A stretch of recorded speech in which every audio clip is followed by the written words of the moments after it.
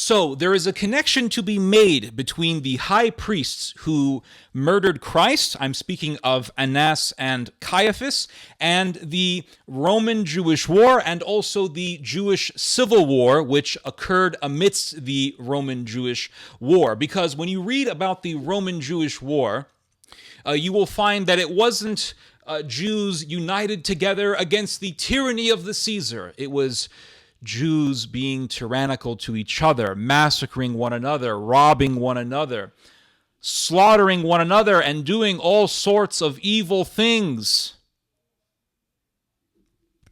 There is a connection to be made between this dark history and the high priests, Annas and Caiaphas, who murdered Christ, who charged Jesus of being an enemy of Rome, to convince the Romans, to really pressure the Romans to crucify Christ.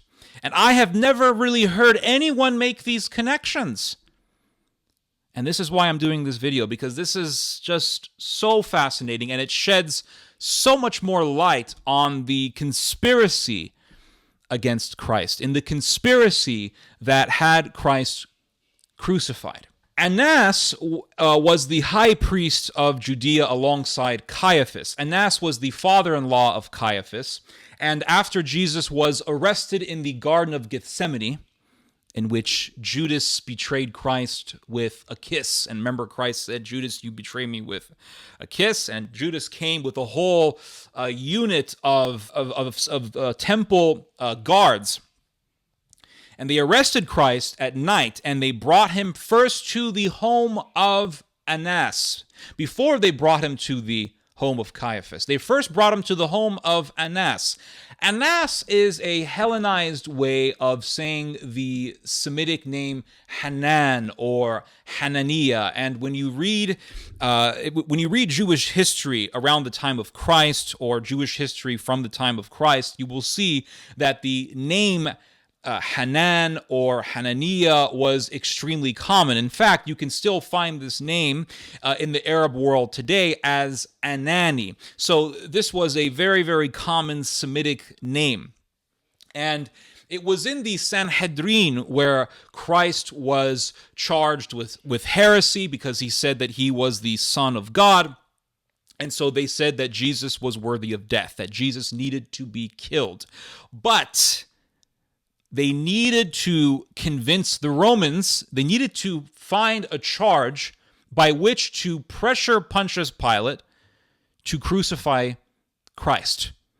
They needed to charge Christ with being an enemy of Rome, because the Romans weren't going to kill you for breaking Jewish theological law, because the Romans obviously didn't care about that. The Romans only killed people for breaking Roman law. So they went before Pontius Pilate and they said, Jesus is an enemy of Rome. He tells people not to pay tribute. And anyone who is an enemy of the Caesar is an enemy of us. Pontius Pilate said, this man is innocent. I see no fault in him.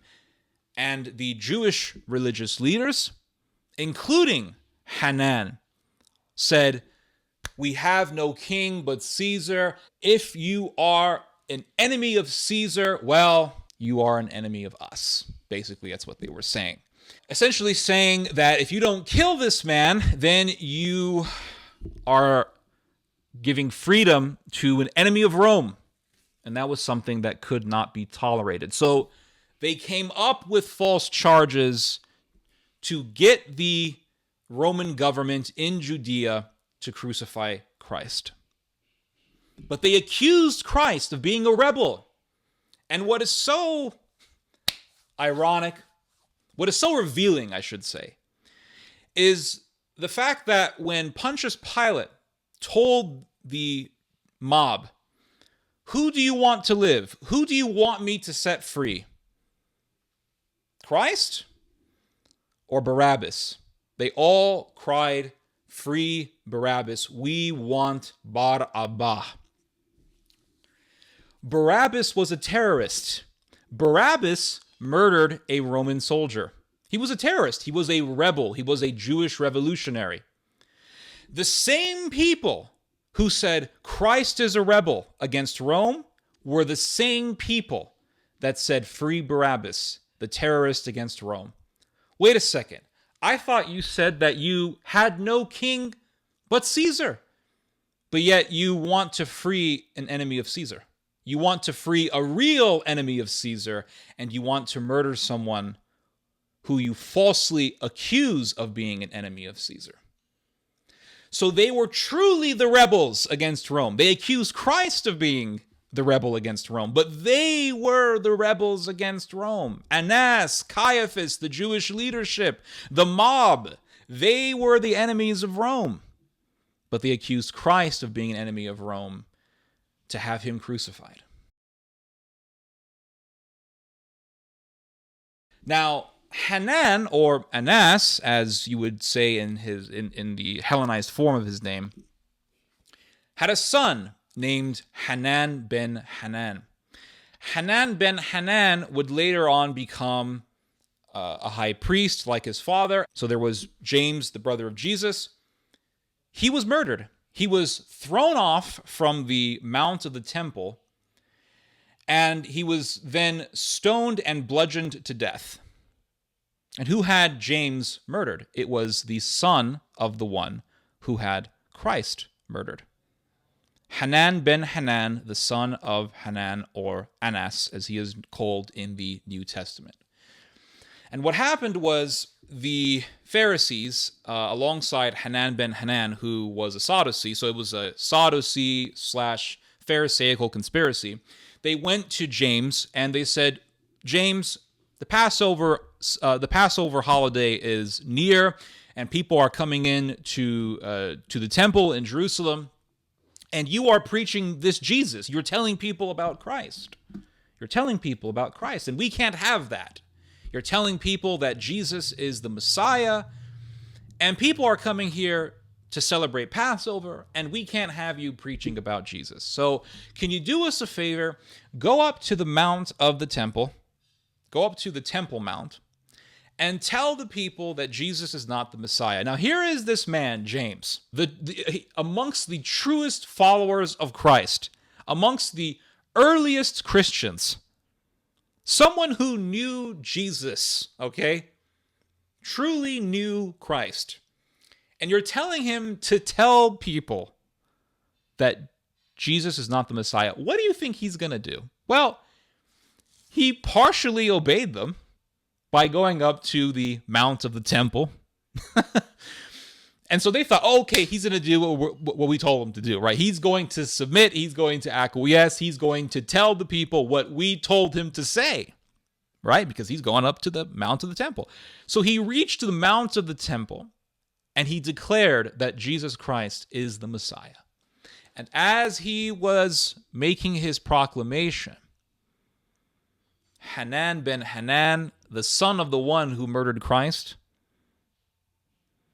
and the other conspirators, they said, go up. They told their acolytes, whoever they were, go up to the mount of the temple and push him off. And so these Pharisees/Sadducees, they went up to the mount of the temple and they pushed James off as he was preaching. And he fell down, but he didn't die on impact. And so they began to stone him. And there was one man who had a stick, and it was one of those sticks that was used in ancient times to embed dye onto clothing. He took that stick and he began to beat James over the head. And so they stoned him and they bludgeoned him until he died. And that's how James, the brother of Jesus, died. That's how he was martyred.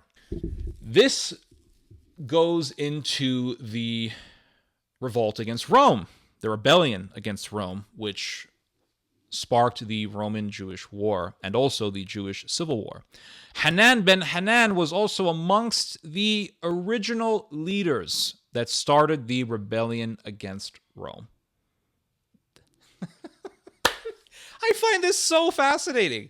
And no, I've never heard anyone really bring this up. I've never heard anyone really bring up this topic. This is so fascinating. But it really sheds light on the conspirators who had Christ murdered, Annas and Caiaphas. It really gives us, not Caiaphas, but Annas, really. the high priest, it sheds more light on the conspiracy. Because they accused Jesus of being a rebel. They said, this man is a rebel.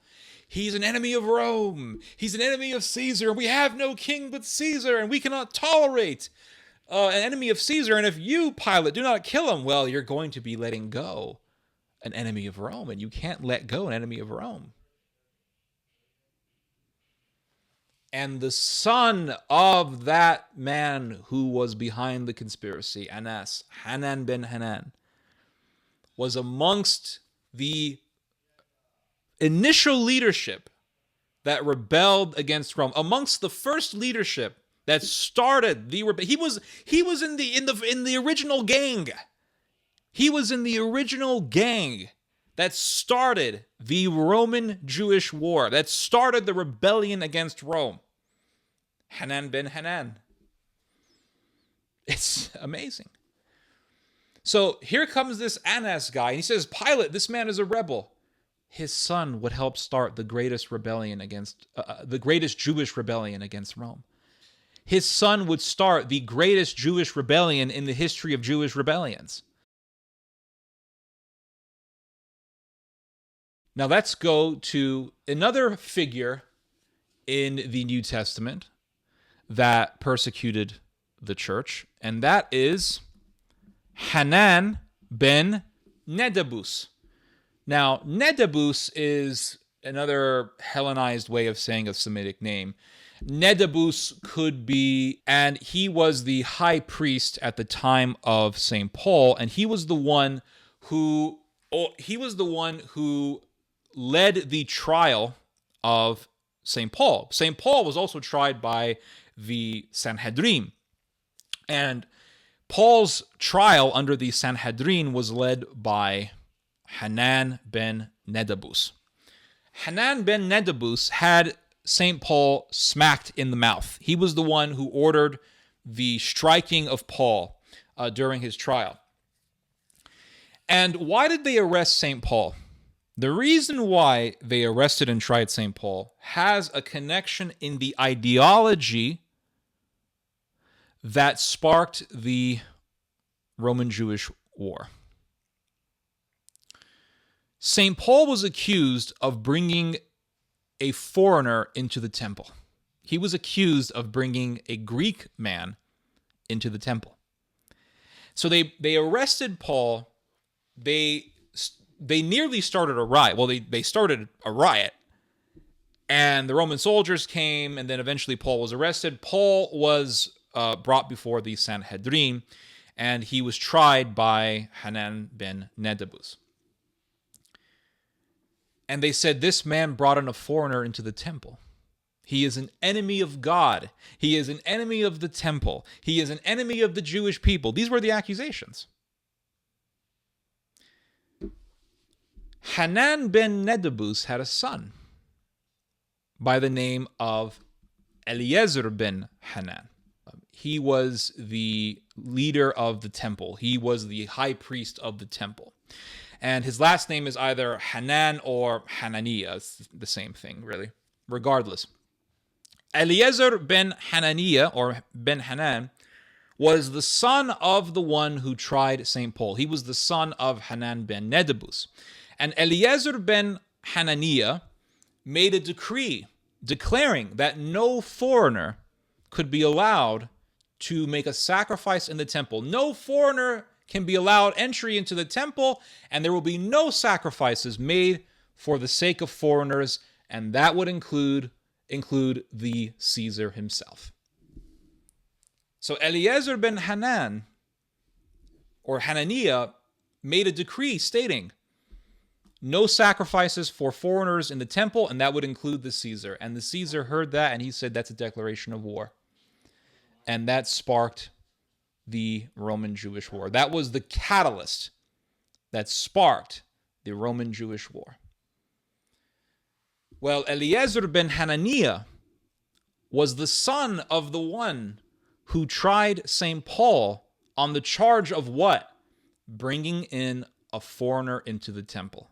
So Hanan ben Nedus said, this St. Paul guy, he brought in a foreigner into the temple, and that was his crime. How dare he bring a foreigner into the temple? Well, his son would carry that same ideology and escalate it to the point where he would decree that no foreigner can make a sacrifice in the temple, and that would include Caesar himself. And that's what caused the war. What sparked the Roman-Jewish war was racism. That's what sparked it. It was racism. It was tribalism. It was nationalism. And the ideology of Eliezer ben Hananiah was the same ideology that his father had. His father, Hanan Ben Nedus, had. And it was that ideology which led Hanan Ben Nedus to have St. Paul persecuted. It was that ideology that had Hanan Ben Nedus to persecute St. Paul. You brought in a foreigner into the temple. Well, your son, Eliezer ben Hananiah, would make a decree that no foreigner can have a sacrifice in the temple, and that would include the Caesar himself. And the Caesar heard that, and he said, that's a declaration of war. And that's what led to the Roman-Jewish War. And in turn, that's what led to the Jewish Civil War, because there was a Jewish Civil War. And that leads me to another fact that connects with all of this, and it's very, very fascinating. Eliezer ben Hananiah, the son of Hanan Ben Nedus, the one who persecuted St. Paul, he was of the zealous faction. And Hanan Ben Hanan, the son of Annas, who was the high priest who conspired to have Christ murdered, he was of the Sadducee faction. And the Zealots, they hated the Sadducees, and they also hated the Pharisees. They hated that established order of Jewish religious leaders. During the Roman-Jewish War, the Jews were killing each other, and it was the Zealots fighting on one side and the Pharisees and Sadducees fighting on the other. And the Zealots were killing the Pharisees and killing the Sadducees, and vice versa. They were killing each other. The Zealots wanted to control the temple, but the temple was under the control of Hanan Ben Hanan. Hanan Ben Hanan, the son of Annas, the high priest who conspired to have Christ crucified, he was controlling the temple. The Zealots sent a letter to the Jews of Idumea. Idumea was what we today would call Jordan. And in Idumea, there was a very strong population of Arab Jews, a very large population of Arab Jews. The Zealots, under Eliezer ben Hananiah, sent a letter to the Idumeans, and they said that the temple was under the control of heretical Jews. By heretics, he was talking about the establishment order. He was talking about the Sadducees under Hanan Ben Hanan. And he said that the temple is being blasphemed, being defiled by these fake Jews. And so an entire army of Arabs on horseback rode to Jerusalem. The Zealots opened up the gates, and the Arab Jews flooded the temple and slaughtered everyone they could get their hands on. And eventually, Hanan Ben Hanan was murdered by the Arab Jews. He was murdered by the Zealots. I just want to get into this for a moment here. So here you have Annas. Let's go back to the trial of Christ. Here you have Annas accusing Christ of being an enemy of the temple. What did the Jewish leadership say? They said, this man said that he was going to destroy the temple. He is an enemy of the temple. They accused Christ of being an enemy of the temple, when the reality was that Christ was simply saying, this temple is going to be destroyed, and it's going to be rebuilt in 3 days. Jesus was saying, I am the temple. Jesus was saying, I am the temple. You guys worship this stone edifice, this stone monument. But what you're ignoring is that Christ is the temple. Christ was saying, I am the temple. You don't have to worry about this building of stone anymore. I am the temple. But they took that and they misconstrued it purposely. And they misconstrued it in a way to say that Jesus was an enemy of the temple. And this was done by Annas and Caiaphas and his co-conspirators. Well, the son of Annas, Hanan Ben Hanan, would later on be accused of what? Being an enemy of the temple by the zealot faction of Eliezer ben Hananiah. And Eliezer ben Hananiah was the son of the Hanan Ben Nedus who persecuted St. Paul.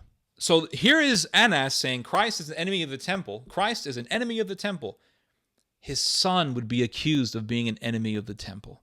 And his son would be murdered by other Jews who saw that he was an enemy of the temple, who deemed him to be an enemy of the temple.